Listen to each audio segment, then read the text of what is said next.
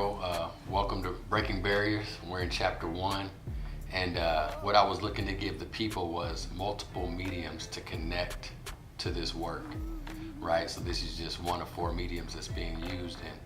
And I think it's really important because this will allow people to just pop YouTube up, listen to it at work, at home, while they're multitasking, and really get the job done that way and gain an understanding through the perspective of the writer and you, who will act as just the audience, the naysayer, any questions you have, feel free to bring them up, man. So tonight what we want to address is a couple of the major components that we discuss in Breaking Barriers, right? But before that, when I got to this point, I wanted to think of who I wanted to bring on, and I wasn't sure at first, but then I went and thought about it, and I said, I gotta have my right-hand man. You've held me down my whole life. We've been that 1-2 punch. You're 2 years older, so I've always followed your lead. I've always looked up to you. So I had to bring you in for this, man. I definitely feel comfortable with it, and you are that security blanket I need to go and address the world with. So we're bringing you in for chapter 1, man. Yeah, I'm happy to be part of it, man. I'm just happy to see the growth in your progress and the whole process that you had to go through, and man, just seeing just what God's putting into you and then what you're pouring out. So I'm just excited to be here and learn a little bit more about what you're doing and what the book is going to be about. So yeah, I'm ready to get into it. Yeah, I think you'll be surprised, man. I think you'll be surprised. So what Breaking Barriers embodies is the barriers that lay between us and what we want for ourselves in life. So chapter 1 is where we discuss the barriers that are in our lives that lay between us and what we truly want for ourselves, right? So everyone has a vision and a picture, and most of the times, usually all the times, because of goals, they're not there yet because of a barrier of some sort. So chapter 1 is about identifying that barrier and breaking it down so that it's no longer in between you and the progress that you're seeking, right? And then also to understand that some barriers are necessary, and the barriers that should remain, we have to learn how to either respect them and allow them to do their job, or learn how to maneuver around them so that we can keep them in place, but sometimes go to the other side if we need to. Okay. Right, so 2 very strong barriers that we're going to address tonight would be truth and identity, right? And the difficult part for this is I give a solution for everyone, so there is an answer that everyone can relate to, and that's the really vulnerable part. Yeah, well, I think that will be definitely an interesting conversation to have, because I can already see a lot of opposing point of view to say that there's one truth for everybody. If you think about people that might be listening, they all might feel that they have a different perspective and a different reality, so then they have a different truth. So what's true for you may not be true for everybody else outside, right? So yeah, that'll definitely be something I'm interested to hear your perspective on. I understand what you're saying completely, and I do think that is going to be a barrier in itself, right? Not to mention the barrier of who I am to the viewer, right? And bringing that up, we have to address the barrier that will lay between me and the audience that hears this message, right? For someone who's known me in the past, that past behavior, actions, and things that I've said and done may create a barrier in between myself and the message I'm presenting, because someone may not know who I have become today. That's true. Right? And the reason I chose you for this is because I look up to you in a sense that many mistakes that I've made, you haven't made, which I guess someone could call me a hypocrite, because many of the things I address are things that I myself have done, which is why this is a really vulnerable stance for me to take. But for some people, that is what will break the barrier, because they've done the same things I've done, they've suffered some of the same pains, and I have overcome, and I'm trying to give strategies for others to do the same, right? But in having you here, for me, it was about having a man that's really better than me, that has lived a good life, a clean life, and can say these things without being a hypocrite. And you've lived a good life. So I want to have that perspective on set with me as I am making these very bold claims that I believe everyone needs to hear right now in this world. Well, I appreciate that. I feel like you're putting a little bit more on me than you need to. You know, I have my fair share of mistakes too, but I definitely respect where you're coming from though, because I would expect that to be a barrier too. You know, we grew up in this town, and I already have my first feelings about seeing your transition, and I know other people are gonna have questions too. Didn't know you from elementary school, didn't know you from football, didn't know you from college days, and they'll say this. What I'm seeing on social media, all of a sudden, this ain't adding up to the Drew I knew the past 30 years. So, but I also think that people that do have an open ear, you're probably the perfect person to speak to some things. So, if you're going through some trouble, if you're going through financial trouble, if you're going through marital trouble, you're probably a perfect person to speak on that for somebody that's going through the same thing, you know, rather than turning a deaf ear because, what can you tell me? Because you've been broke before, so you can't tell me how to manage my money, or you've been divorced, so how can you tell me how to save my marriage? Yeah.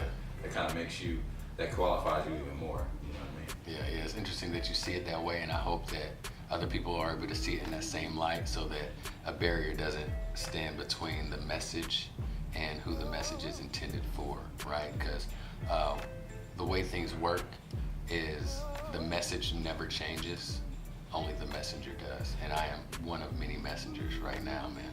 So what do you say we dive into this truth component? Yeah, let's get into it. Okay, so in this chapter, I also introduce some keywords that I talk about all the time, form and formless being two words that the reader, the listener must understand, right? Anything of form would be the things that we can see, things that are tangible, and things that are formless are just the opposite of that, the unseen, the things that are not tangible, right? And it's important to understand that when you are looking into the lens of truth, because you have to look at that in two dynamics, form and formless, right? So to try to make it as simple as possible, when you are looking at truth, you must relate it to the source of the thing, right? So the way you break the truth barrier is with source. For example, if you were looking at something of form which has been made by the hands of man, then the source of that thing you're looking at, right, is the man that made it. Okay.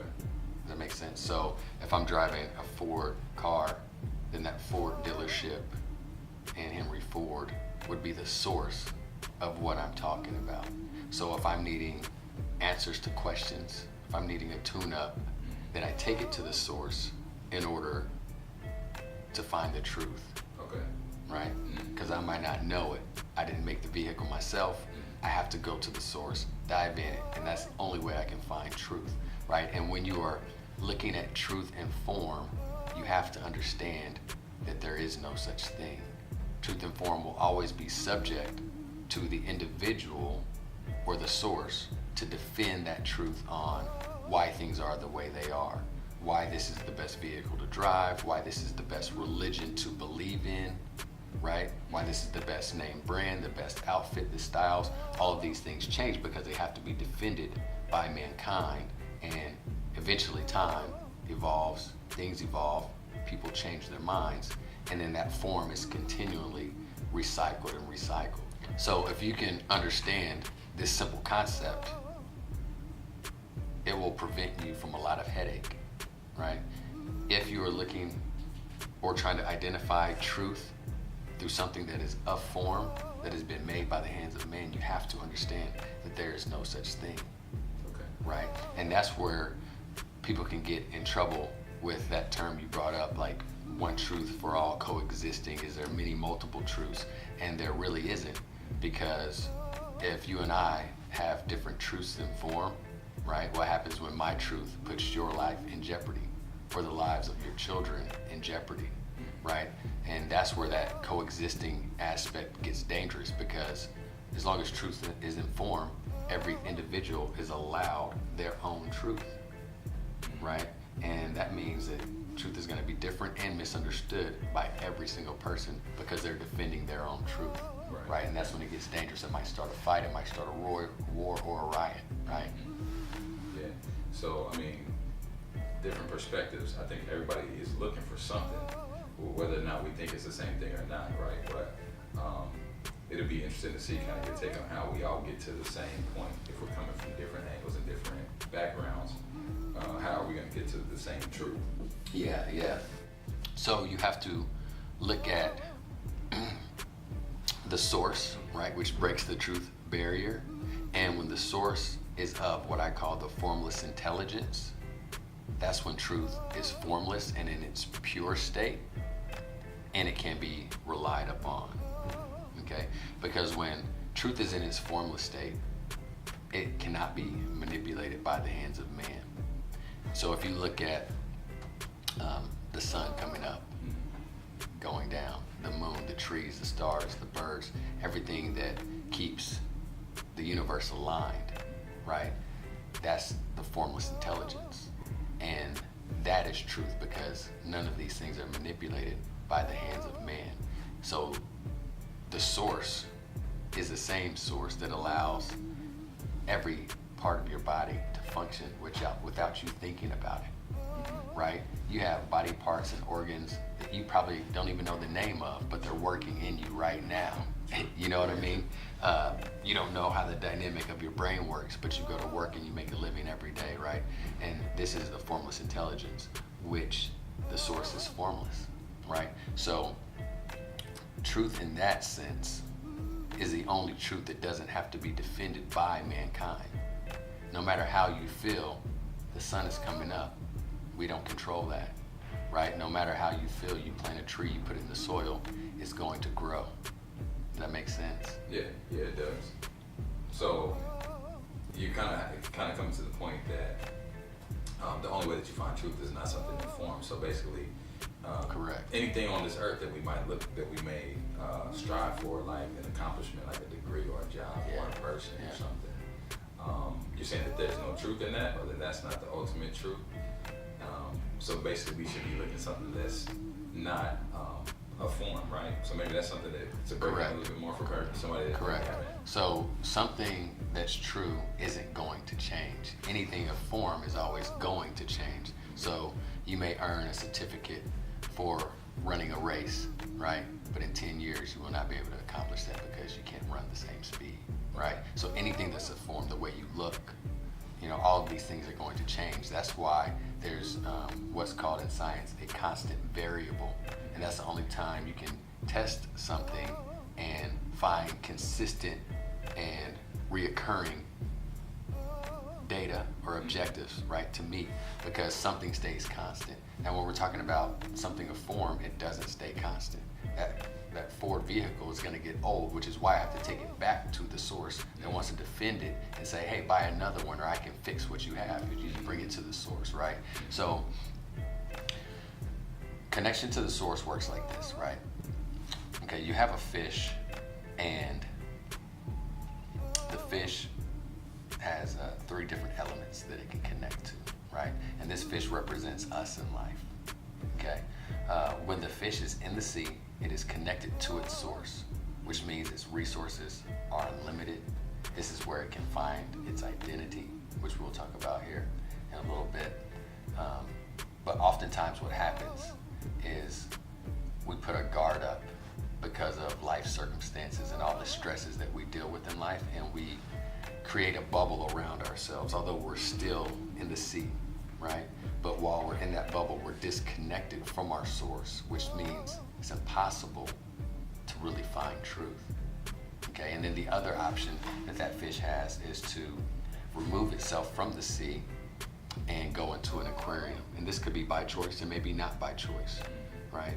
And what the aquarium represents is really a false sense of existence in itself, because you're not connected to the source by any means. And in that aquarium, you may not be aware of the source, which is the ocean, because you've never been there. So your reality is this aquarium which gives you absolutely no hope, no chance to find that truth, right? And for me, the easiest way to paint out a picture for that aquarium would be like poverty, right? A poverty-stricken environment, that's like living in an aquarium, or living in extreme wealth, right? Because these things are going to drive how you see the world, and this aquarium interprets what the world is for you based off of what you see, what you hear, the things you eat every single day, right? And then you base your truth off of these things of form, because you have no formless matter to base them off of, because you're not connected to the source. Yeah. So that's a different way to look at it. That's a pretty interesting kind of like parallel that you put to it. The way you describe that, it feels like a lot of people, if not most people, would fit into that aquarium example. You know, even myself included. You know, we wake up a lot of times and think about the things that we want to achieve, or the people we want to meet, or the things that we just the things that just consume us, right? So I guess I'm thinking, what would a person that's connected to the source in the ocean, what would that look like? What kind of person would you describe like that? Yeah, that's very good, man. And you see, I'm only talking about truth in chapter 1 because you must understand this basic principle of it in order to find your identity, which is what we're going to discuss here in a few minutes as well. But truth is such a vast topic that I talk about it again in chapter 5, right? And we really dive into how to understand this. But to that, I would say, if you are waking up and what drives you, if it is something of form that will eventually break, get old, or must be defended by you. You know, someone might say, why are you pursuing this profession? Then you have to defend your stance. Or why are you going into this major in college? And then you have to defend why you're doing the thing, right? Okay. If you're waking up to pursue truth and form, you're not pursuing the truth. So as long as you know that, then just make educated decisions based off of the fact that you are aware of what's at stake here, right? So the thing about being in the ocean and connected to your source, this means that resources for you in your life in formless ways are readily available to you. They are free and they're given in abundance because the source does not run out of resources. You understand what I'm saying? Right? So the worst place you could be is that aquarium, because all you have to base truth and your identity off on is your environment. If you're in that bubble, at least you can swim out of that bubble, burst it, and get back into the source. And if you're in the source, even if you're confused, you have hope. You have a hope of finding it. And that's why I say, that aquarium is where you do not want to be. So if you're born into that aquarium, if you're born into poverty or born into extreme wealth, understanding a formless truth becomes nearly impossible and very difficult to overcome. Environment is, it's tough. And being an educator for over a decade, I saw this every day of my teaching and coaching career, right? But this is a good segue, for the sake of time and our listeners, for me to go into identity, right? So you break the truth barrier with source.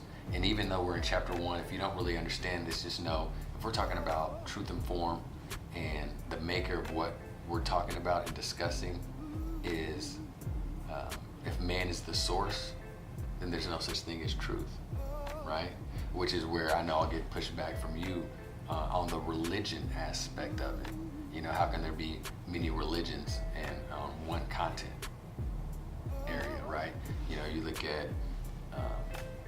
You look at Christianity, and there's many denominations. I can't even count them, right? That's because we're talking truth and form, right? So your identity works like this. The barrier in between us and our identity is time, okay? Time. And time is also formless, right? Are you getting the picture? Right? Everything is based off these formless abstracts. So the way you break the identity barrier is by the use of your time. Okay, so if you think about the environment that fish is in, that fish's environment or that person's environment dictates everything that has to do with how their time is spent. So if your environment controls how you spend your time, how you use your time, how you see your time, it controls your identity. So if you're in that aquarium, you can only identify with things that are also inside that aquarium with you.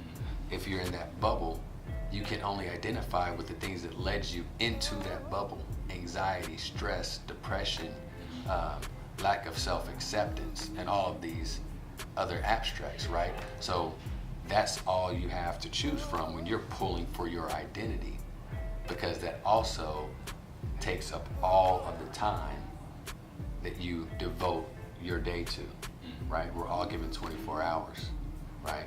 But if you're awake for 12, 15 of them, you know, what's taking up your time? I would largely venture out to say that whatever you identify with takes up your time. If you identify with something of form, then you choose that form, and that takes up your time, right? But if you identify with the truth and the formless truth, and you're connected to the source, and that's where you pull your identity from, because you yourself have a formless being inside of you, which is the only thing inside of you that doesn't change, right? You're going to pursue formless things. Therefore, the way you manage and use your time will be connected to the source that makes every organ in your body that you don't know about work and function so that you can live. Okay, that's interesting stuff. Again, I mean, that's I agree with a lot of it. I think it's, you know, something that I would like to dig into a little bit more. But I'll play the other side of the fence too a little bit, and maybe be the devil's advocate. So a lot of people that when you talk about the topic of how you use your time, and then how you know, how that's important to link up to your identity. I think a lot of us, you know, just get so busy with day-to-day life with families and work and things like that. So a lot of us may find ourselves not using the majority of our day toward our passion or toward the thing that we find is most important. You know, for example, a typical day for somebody may be waking up early in the morning, put it in an 8 or 10 hour shift, driving around taking kids to different events and functions. School. Yeah. Then by the time you get home, you may have time to eat and take a bath and talk for a few minutes, and then go to sleep and do it all over again. So when in that window do you have time to really focus on your passion, and to really kind of get deeper into yourself, right? So I think a lot of people fall into that cycle. I'd say I'm guilty of that too. So where does that leave somebody like that? That feels like they may be connected still spiritually, but they maybe don't have the time to invest, or they don't feel like it's not spent in their area of passion. Yeah, that's a very good question, but I kind of answered that in chapter 2, which is called Victim. But to answer that right here, right now, there's always going to be very good excuses as to why something can't be done. But if you neglect the truth, then you're essentially neglecting yourself, right? So you can come up with any reason on why you can't manage your time better, but at the end of the day, your own life is at stake when you mismanage your time, right? And that's why there's barriers in between us and what we really want for ourselves, right? Because we mismanage our time, which doesn't allow us to tap into our formless self, which is where our true identity lies, right? Because our formless self doesn't change. The person you see right now is gonna change, okay? You've seen me grow up from, you know, birth into today. Sure. You were there for everything. And I'm changing, I'm still changing, and I will continue to change. But the formlessness inside of me will always remain the same, right? Just like time will, and just like truth will. Formless abstracts never change because their source is the formless intelligence, which does not come from a source that is man-made, which means it doesn't depend on what man thinks, how we behave, how we feel. And that's why it can be that constant variable that we need, right? So in chapter 1, we are going to dive into purpose next, right? So we have a fundamental understanding of truth, right? And we have a fundamental understanding of our identity and where it can be located and found in a stable place. And then next, I'm able to tell you what your purpose is. Okay. You down to discuss that? Yeah, man. I want to hear what you got to say. Yeah. All right.